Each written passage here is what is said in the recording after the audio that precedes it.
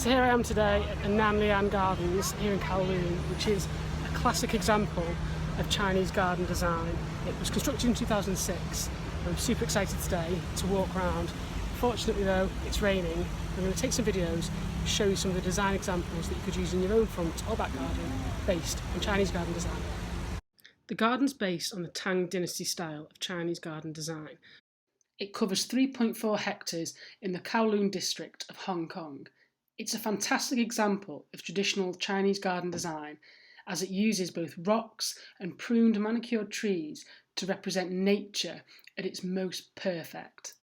So this design guide is to help give you some hints and tips to get the most out of your Chinese garden design. So the first tip is to try and keep your design as free-flowing as possible, trying to avoid hard, sharp edges, right angles, or anything that looks too manufactured. You want things to feel natural and flow.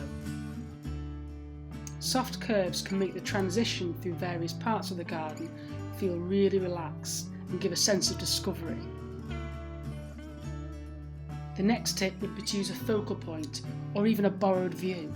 A borrowed view is a term used in garden design quite frequently, and what it means is that rather than trying to mask off or hide something in the distance, you actually use it to your advantage and play to its strengths.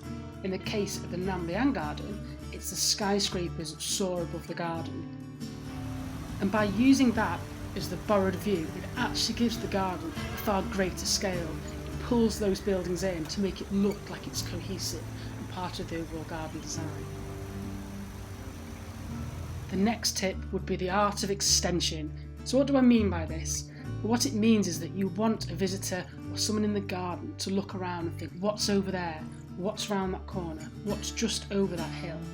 So by using the art of extension, you're actually guiding a visitor around the garden and providing interest. And the last tip is that of repetition.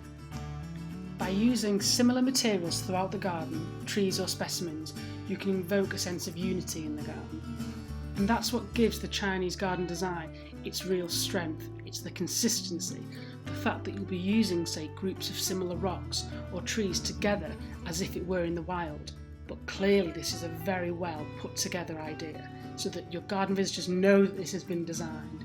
It's not hodgepodge, it's not been thrown together, it's very well considered, but really relaxing and natural. And that's quite a hard balance to get. And it wouldn't be fair if I didn't do a short segment on the incredible bonsai that I found in the garden.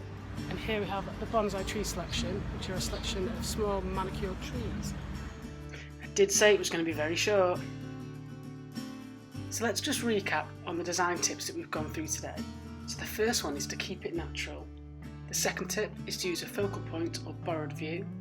The third tip is to use extension to lead people around the garden. And the last tip is repetition, repetition, repetition. If you like this video, why not check out some of my other clips on my YouTube channel.